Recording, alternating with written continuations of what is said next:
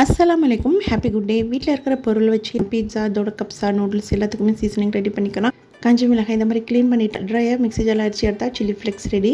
சிம்பிளான மெத்தடை tomato sauce ready பண்ணிக்கலாம். இதுக்கு 2 தக்காளி, 2 பச்சை மிளகாய் எடுத்து கட் பண்ணிவிட்டு மிக்ஸி ஜாரில் சேர்த்து அரைச்சிட்டு ஒரு பேனில் சேர்த்துட்டு இதில் 1 ஸ்பூன் அளவு சுகர், பிஞ்ச் அளவு சால்ட் சேர்த்துட்டு நல்லா கொதித்து திக்கான கன்சிஸ்டன்சி வரணும்.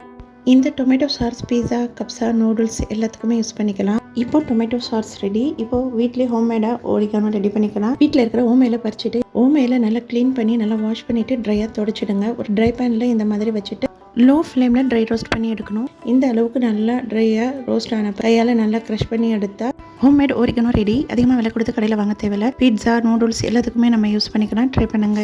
நான் எப்போவுமே சோயா சாஸ்க்கு பதிலாக நான் இந்த மாதிரி ஹனியில் கொஞ்சமாக தண்ணி சேர்த்து மிக்ஸ் பண்ணி ஃபுட்டில் யூஸ் பண்ணிப்பேன். வெஜிடேரியனுக்கு மட்டும் தான் யூஸ் பண்ணிப்பேன். சிம்பிளான மெத்தடில் ஹோம்மேட் சீசனிங் ரெடி பண்ணியிருக்கேன். உங்களுக்கு யூஸ்ஃபுல்லாக இருந்தால் மறக்காம ரெசிபியை ட்ரை பண்ணுங்கள். ஃப்ரெண்ட்ஸ்க்கும் ஃபேமிலிக்கும் ஷேர் பண்ணுங்கள். தேங்க்யூ.